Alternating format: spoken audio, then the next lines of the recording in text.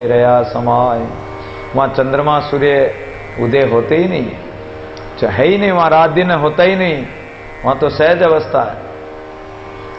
चलु दादू ते जाए माया मोते दूर, सुख दुख व्यापे नहीं अविनाशी कर्पूर है। वो देश माया मोह से परे हैं, वो माया मोह वहाँ व्याप्त ही नहीं है, सुख दुख द्वंद्व वहाँ रहते ही नहीं है। वो तो अविनाशी घर है, विनाश से रहित, नाशवान जगत से रहित अविनाशी परब्रह्म घर है। उस परिपूर्ण ब्रह्म का विचार करो, उस घर का विचार करो। जे जमजोरा को न तो जहां यमराज है, ना वहां जोरा ज्वर बुखार भी नहीं है, और जर्जर अवस्था बुढ़ापा भी नहीं है। वहां काल की अवस्था आती ही नहीं है, काल बीतता ही नहीं। वहां समय की गति है ही नहीं। वहां कोई बुढ़ा भी नहीं होगा तो जवान भी नहीं होगा, तो बालक भी नहीं होगा, जन्मेगा भी नहीं तो मरेगा भी नहीं। वहां तो एक रस स्थिति, काल भी चला के नहीं, न मृत्यु है न काल है। अगर उस परमात्मा से मिल गए तो ये सब खत्म हो जाएंगे, वहां है ही नहीं, होगा ही नहीं, तुम्हारा जन्म मरण ही नहीं होगा, फिर तो सब मिट जाएगा। एक देश हम देख आते हैं, ऋतु नहीं पलटे कोई, हम दादू उस देश के जहां सदा एक रस होय। हमने, दादू जी महाराज कहते हैं कि हमने उस देश का दर्शन किया, हम उस देश के वासी हैं। पार ब्रह्म का खेल, ज्योति जगावे अगम की, बिन बाती बिन तेल, हम वासी परब्रह्म के। कबीर जी महाराज कहते हैं कि हम उस देश के वासी हैं। दादू जी महाराज भी कह रहे हैं कि एक देश हम देख आए। कौन सा देश?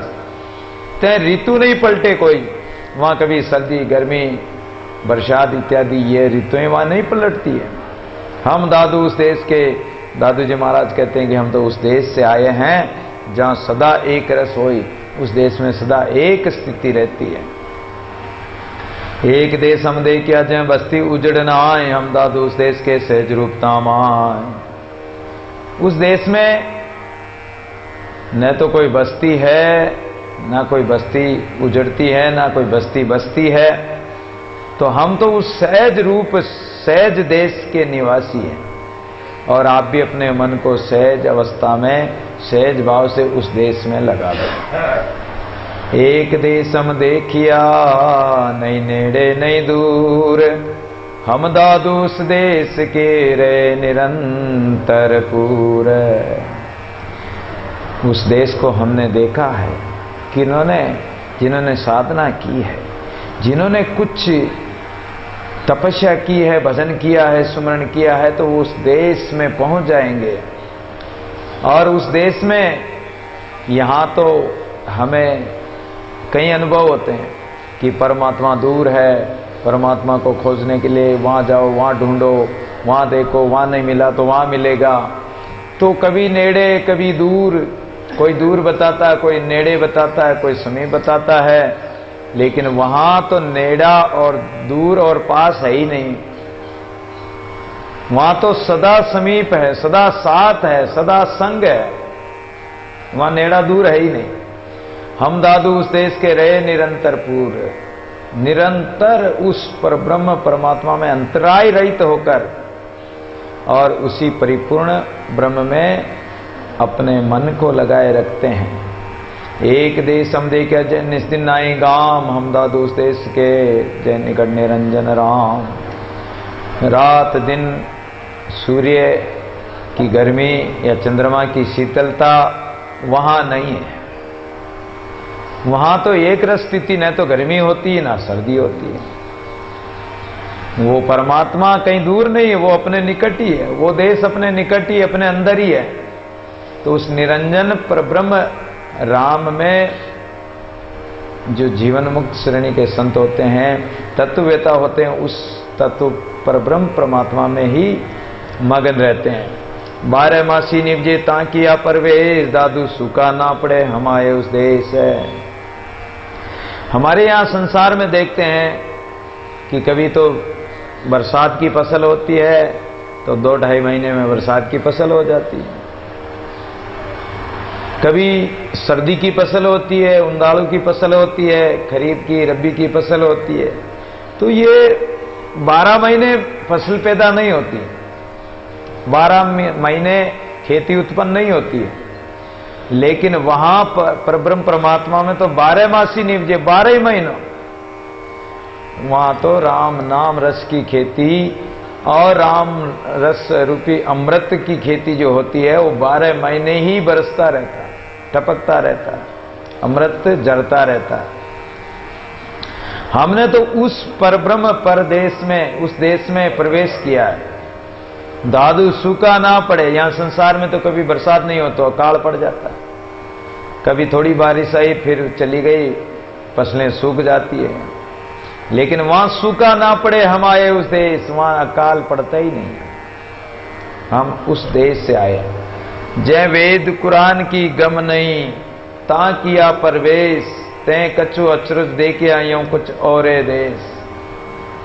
दादू जी महाराज कहते हैं कि हे जिज्ञासु जनों, जिस ब्रह्म में वेद कुरान पुराण इत्यादि कुछ भी नहीं, वो वहां वेद कुरान की शक्ति भी नहीं पहुंचती है, वृत्तियों की शक्ति भी नहीं पहुंचती है। तय कछु अचरज देखिया, हमने बड़ा आश्चर्यपूर्वक उस देश को देखा है। इस देश से तो बहुत विचित्र देश है, आश्चर्यकारक।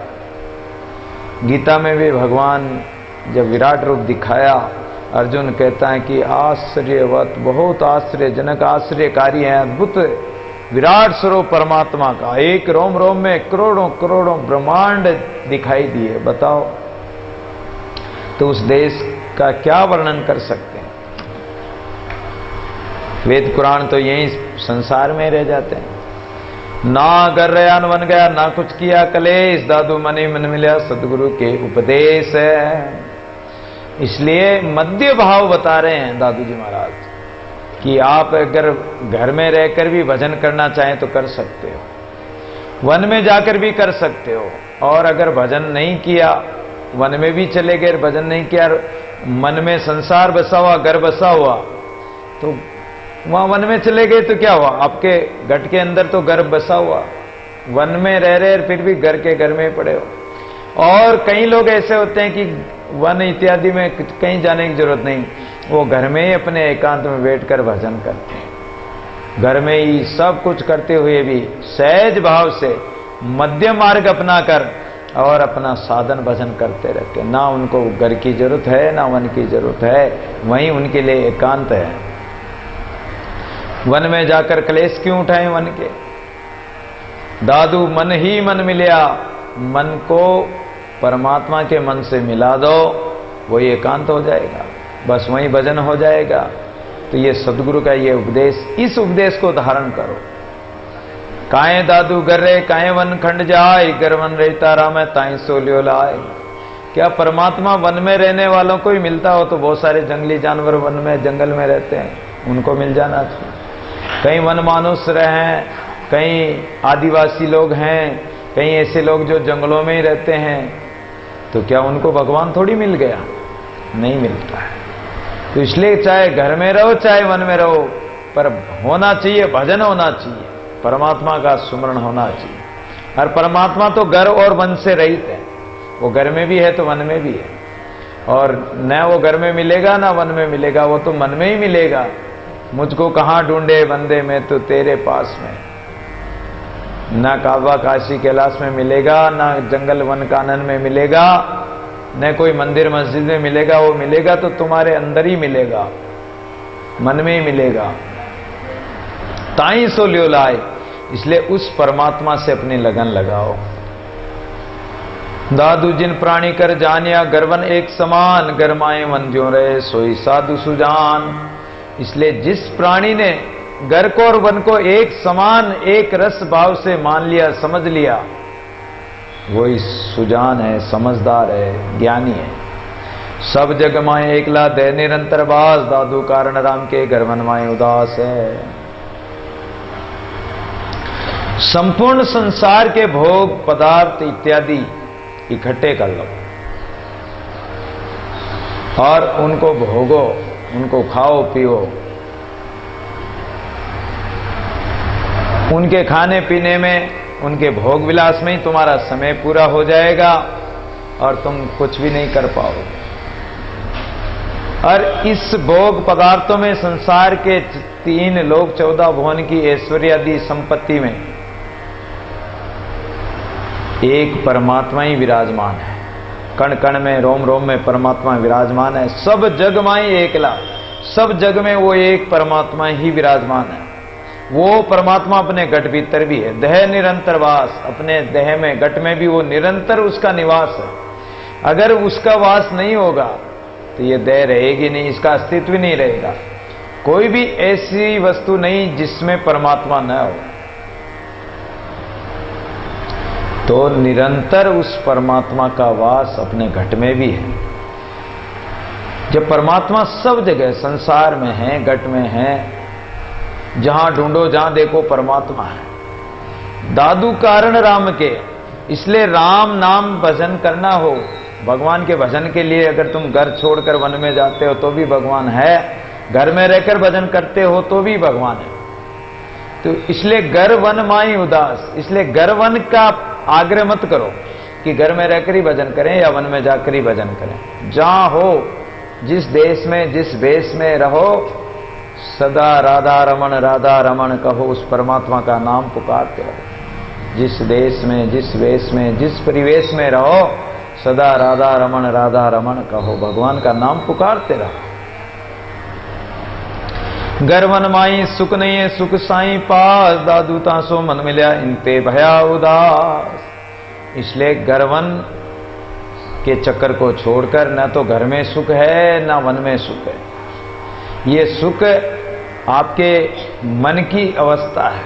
आप उसको सुख मान लेते हो और उसी स्थिति को दुख मान लेते हो। तो इसलिए अपना मन उस परमात्मा से मिले, उससे जुड़े, और ये सुख दुख से, संसार वासना से उदास होकर उसमें लग जाए।